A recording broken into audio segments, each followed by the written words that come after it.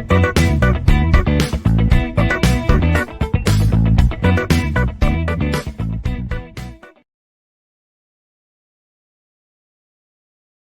everyone, welcome to video lectures on data mining and data warehousing, module 4 classification.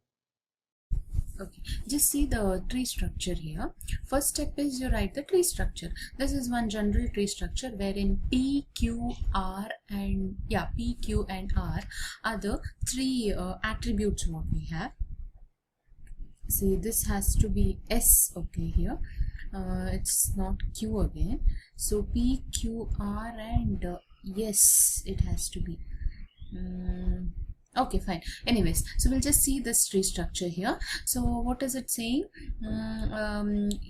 P value when it is equal to no, and when Q value it is equal to no, it is giving us it is classifying to the negative class, correct? Again, you can see here P value no, Q value is equal to yes, it is classifying as positive class.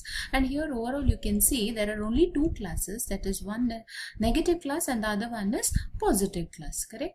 Yes, so you all can see here, out of this tree structure we can generate several rules. Some of the rules are written here. So total 5 rules are written here for classifying negative class and positive class. You just see here what are the possible rules that we can write. P is equal to no. If P is equal to no and Q is equal to no, then the class is minus, that is you're classifying it as minus class. So that is our rule 1. So what is rule 2 saying? When P is equal to no, Q is equal to yes, you're classifying it as positive class. Again you have the third rule saying when P is equal to yes and Q is equal to no, so here it is Q is equal to no, you're classifying it as and also when R is equal to yes, all the three, when P is equal to yes and R is equal to yes and Q is equal to no, you're classifying it as negative class. Again, when P is equal to yes, R is equal to yes and Q is equal to yes, you're classifying it as positive class. So these are the 5 rules written here. Okay, now after writing the 5 rules, we'll just see whether all 5 rules what we have written are accurate one. Okay, so accurate one. So how do we check that? Accurate can we do one thing here? Can we simplify the above rules? Whether all 5 rules are necessary here, you can see here they are all classifying. See, rule 2, rule 3 and rule 5, all 3 are classifying to positive class only. These are the 3 rules written to classify positive class. Can we reduce it? Can we simplify it?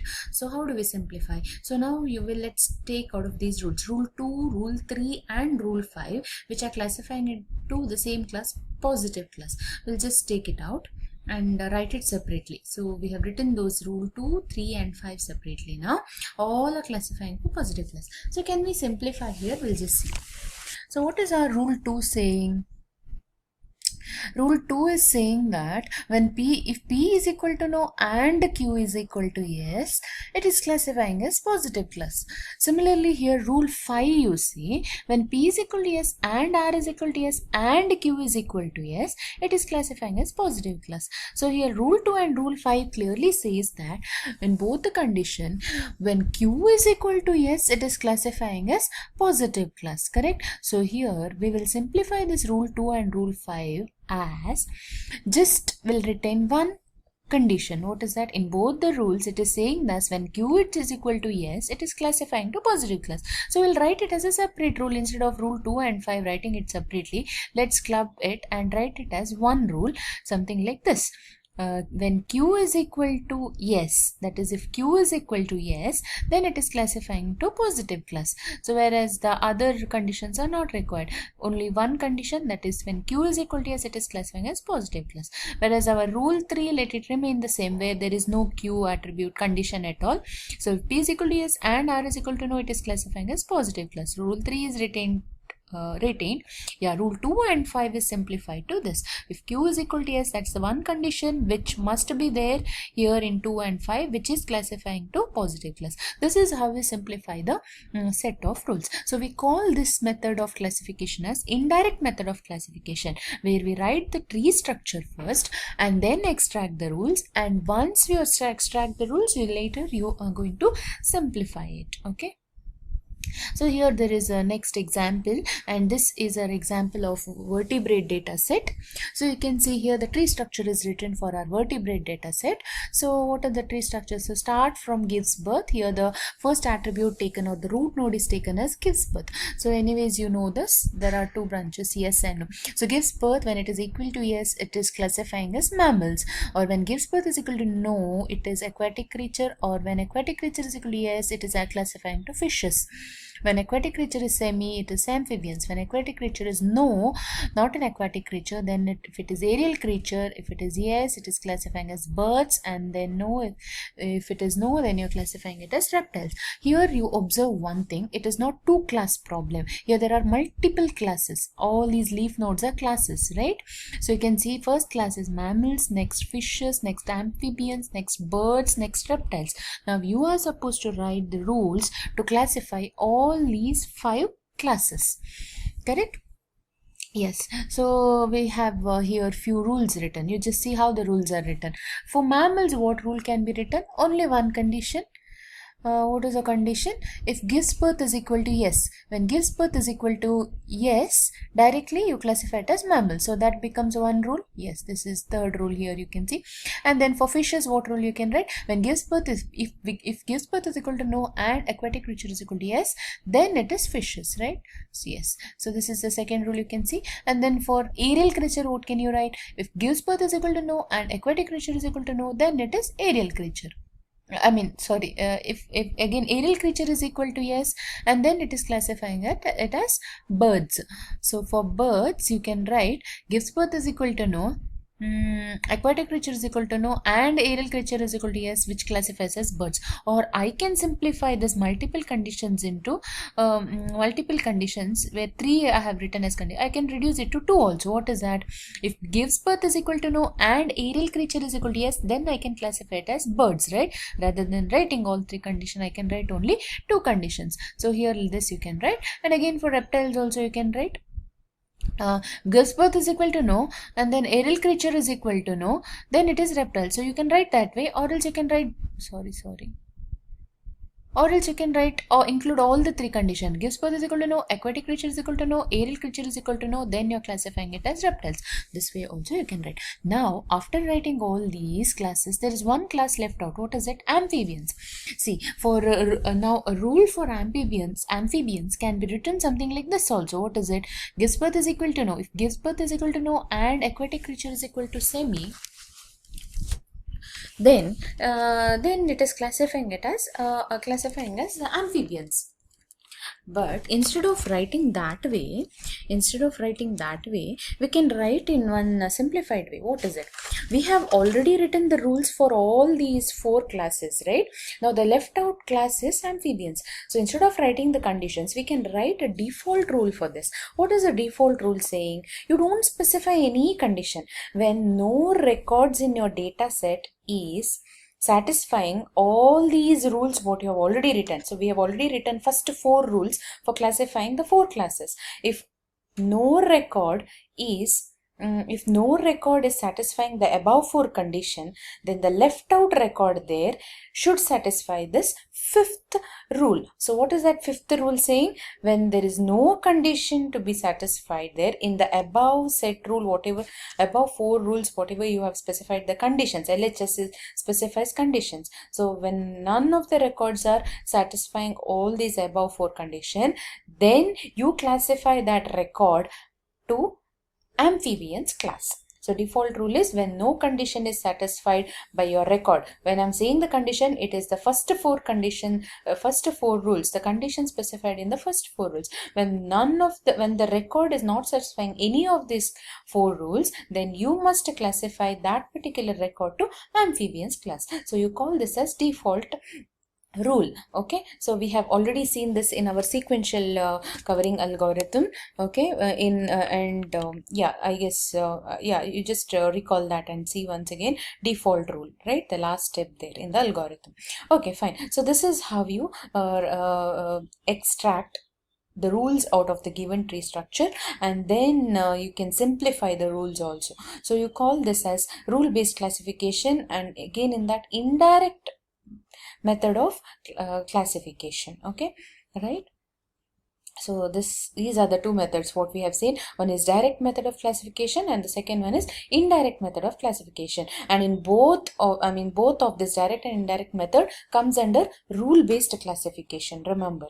Okay, right. So we'll just go back and see that algorithm once, that is Ripper algorithm. Okay, Ripper algorithm. So what is Ripper algorithm? So before we discuss this Ripper algorithm, once you recall your sequential covering algorithm, what we had discussed. So sequential covering algorithm we have already discussed.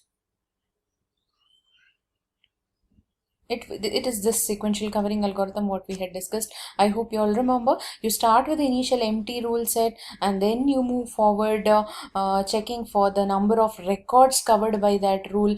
Okay, first you start with the empty set and then you generate a rule and check if that rule is covering maximum of records belonging to one particular class. And here in our example we have taken it as positive class. We focus only on positive class first, and then if it is covering maximum number of records, positive class records, then that rule is added to the list and those records which is covered by the rule are eliminated, and then you write the next rule so that that next rule again covers maximum of positive records. So I hope you all remember this. Now with that concept, now we will discuss our Ripper algorithm. So what is our Ripper algorithm saying? Same as a sequential covering algorithm, but here see, initially you start with the list of classes. So what are these list of classes? See, you can see here in our example, previous example, we had taken only two sets of classes. So what are those two sets of classes? One is positive and the other one is negative,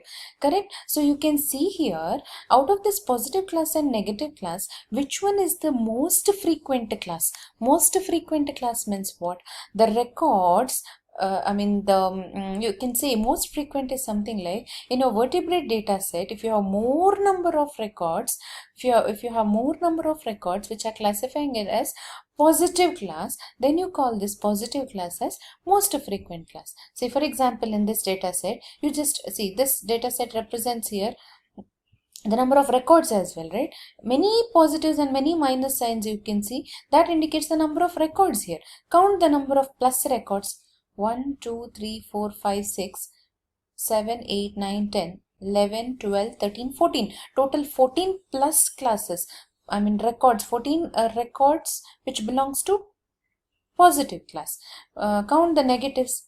1, 2, 3, 4, 5, 6, 7, 8, 9, 10, 11, 12, 13, 14, 15, 16, 17, 18, 19. So total negative classes are more compared to positive classes, right? Positive classes we got 14 and negative we have more than 14. So here most frequent class is negative class, whereas least frequent class is positive class, correct? So that is how you see. So in our vertebrate data set also you can see, you would have observed in our vertebrate data set, just see there and tell me which is the most frequent class here. 1, 2, 3, 4, 5. Total 5 records you have for mammals class group. Reptiles, you see how many you have? 1, 2, 3. Only 3 records for reptiles. Fishes, 1, 2, 3. Again 3 for fishes. Birds, 1, 2, 1, 2. Yeah, only 2 for birds you have.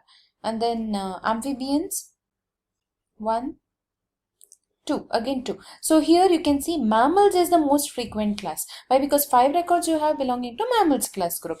So rest are all having the less number of records. And which one is having the least here? Least frequent class. I guess it is amphibians. Amphibians you have only 2. Fishes I have 3. Birds I have 2. Yeah, birds I have 2. Amphibians also have 2. So you can see birds and amphibians are least frequent class, whereas mammals are most frequent class. So in our Ripper algorithm, coming back to our Ripper algorithm, the first step in Ripper algorithm is sort your classes. Sorting your classes. So sorting your classes means you, according to their frequency, you must sort the classes in increasing order. Increasing order means least frequent class should be considered first, focused first, and then comes the next frequent class, and the last class in the list should be the most frequent class. Like in our vertebrate data set problem, first one must be amphibians, and then you can write your fishes, and then birds comes, then reptiles comes, and then at the end most frequent class, that is mammals. So you have written in the ascending order, so sort it in ascending order, and then go to the sequential covering algorithm.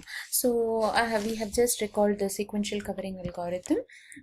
Same way you have to continue. So as I already said, first you start with the least frequent class, and then for that selected least frequent class, find out the rules. Okay, extract the rules.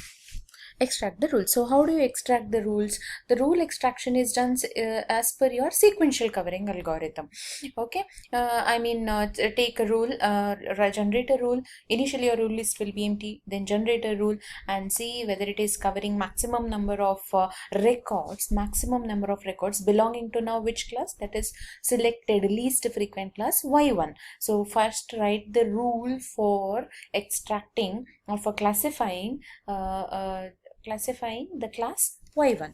Okay, right. So if maximum number of records are covering belonging to the class y1, then that rule must be extracted, that rule must be added to the list, and then those records which are covered by that rule should be deleted, and then write the next rule again. So that rule again, you can see that rule what you're writing again, it is to classify y1. Okay, this should continue until no records are covered by the until almost all records are covered. Okay, and then you move to the next class. Next class is y2. Okay, so this should continue until you reach the most frequent class. This is your Ripper algorithm, right? I hope it is clear. Next, so far what we have discussed is the classification methods. Initially we started with the decision tree induction, and there we saw the algorithm, Hunt's algorithm. After that, for the classification, we have seen your rule based classification, where you write the rules and then as per the rules you classify. Okay, again in that rule based classification, we have seen two methods. One is direct method and the other one is indirect method. In your direct method, you have seen sequential covering algorithm, and now in the indirect method you have seen the tree structure from which you extract the rules. Again you have seen the Ripper algorithm also, that is also to do one type of classification. And now we'll see the next type of classification, that is nearest neighbor classification, or you can also call this as KNN, K nearest neighbor classification. So what is this K nearest neighbor classification? Okay, we'll just see. This is very simple actually. You can see here the examples. What is this example saying? You have many records belonging to negative class and positive class, correct? Here example 1, example 2 and example 3 are given. Okay, you just see here. The name itself says nearest neighbor. What does nearest neighbor means? That means here you're looking for some neighbors, right? Okay, you just see here in this data set, we are going to choose one data point. So what does that data point means? Okay, so data point. Okay, I'll just give you one real-time example. Okay, so just to consider, see here you have all the classes. It is a two-class problem. One is negative class and the other one is positive class. So let me call this positive class as mammal and negative class as non-mammal. Mammal and non-mammal, right? Okay, suppose now I will take one creature which is a mammal.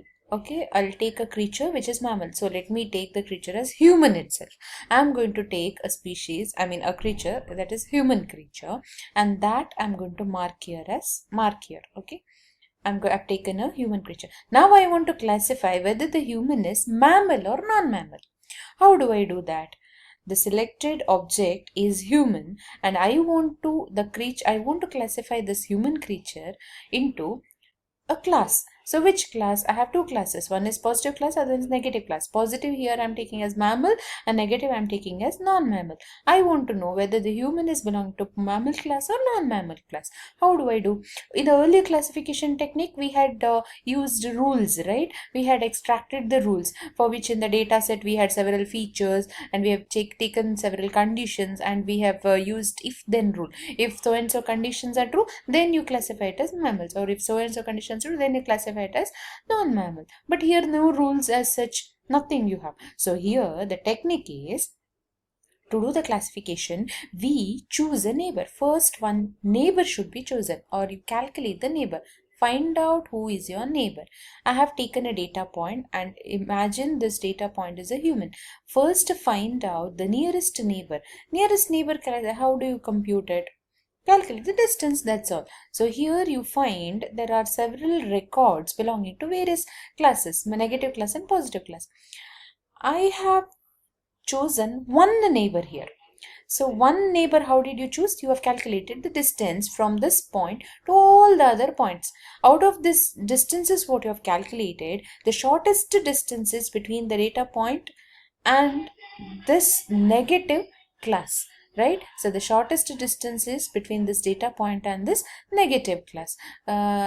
That shortest distance or that particular class, you consider it as the neighboring class. And now we have just shown here, see here a dashed circle is shown, which is indicating that your selected data point or this creature human is belonging to, you're assuming that it is belonging to your neighboring class. And which is the neighboring class? It is negative class. And now you assume that this creature is belonging to negative class. Okay, so why do we, what is this actually technique saying? So it is there is a saying something like, if a creature walks like a duck, quacks like a duck, or if it yeah, what do you say, if it walks like a duck, yeah, quacks like a duck, and if it looks like a duck, then probably that creature must be a duck, right? So that's a saying. Okay, so something like that itself. This is a creature. If the creature actually here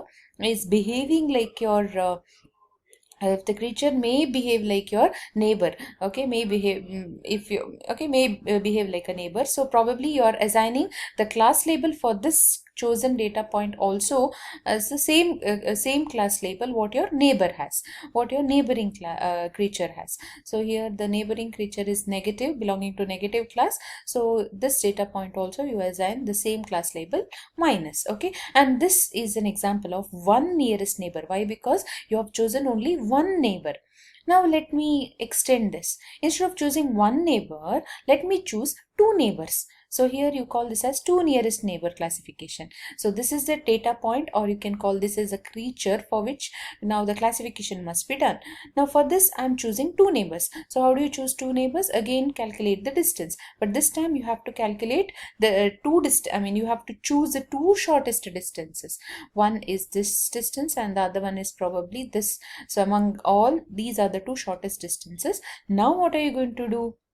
Since this is two nearest neighbor classification, you should for this data point you should choose one class label. You can't assign two class labels for a creature, right? You can't call a creature as mammal and a non-mammal, right? So only one class label should be assigned. So which class label you're going to assign among these two?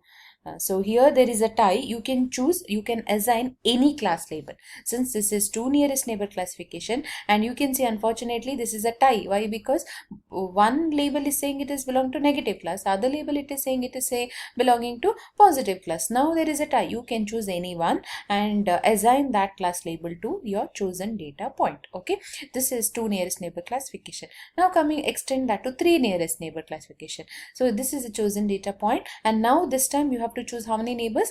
Three neighbors. And three neighbors, how do you choose? Calculate the distance. So three shortest distances you have to compute, and three neighbors you are going to choose. Again, now you see here there are two labels which is saying it is belonging to what is that, positive class, and there is one label which is saying it is belonging to negative class. Now what are you going to do?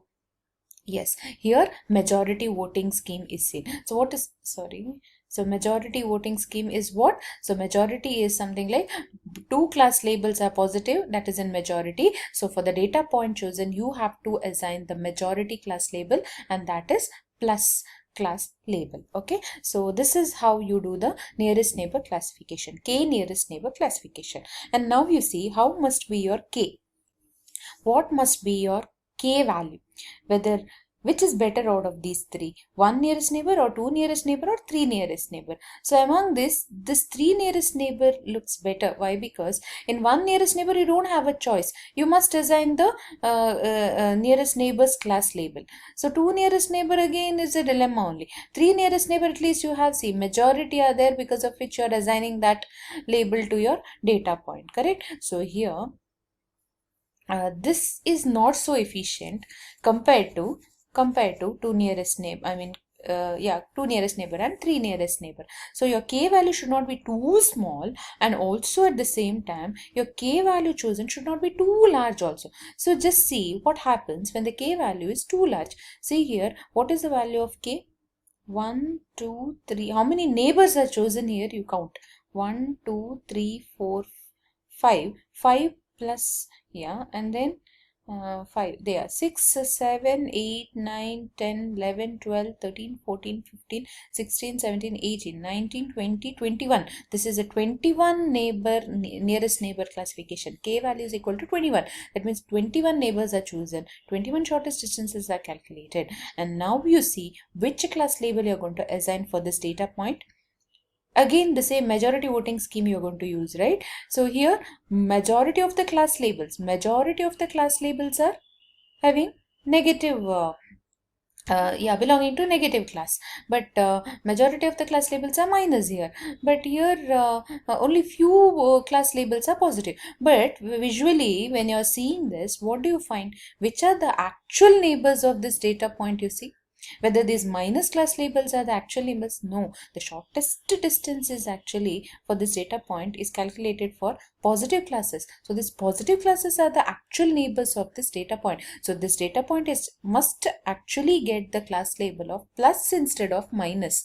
Why? Because these are the actual neighbors. But here our majority voting scheme says that data point should be assigned with minus sign. So this is what happens if k value is too large. Okay, so k value should not be too large, also should not be too small. So that may not give us the right classification. But still, this k nearest neighbor classification is the best technique for doing the classification. Okay, I hope this concept also is clear. K nearest neighbor classification is the classification technique. It's one of the classification technique, okay, what we have, and this is an algorithm for this k nearest neighbor classification. I hope this will be clear. This won't be a problem there to calculate. This is again step saying that calculate the distance and compute the closest compute the closest distance, and then gather those closest distances as per your k value chosen, and then you continue your assigning label thing. Okay, right? Majority voting scheme is used here. Okay, so this is about the classification techniques what we have discussed. I hope it is clear. So you all have to recall all these algorithms, practice all these algorithms. Hunt's algorithm is important exam point of view. K nearest neighbor also is important exam point of view. And then rule based classification also they ask in the exam. Okay, direct method and indirect method, right? And then so all these, and probably in a problem also they may ask you to construct the tree structure Hunt's algorithm, using Hunt's algorithm. So all these are the important concepts that you have to practice. Okay, yes.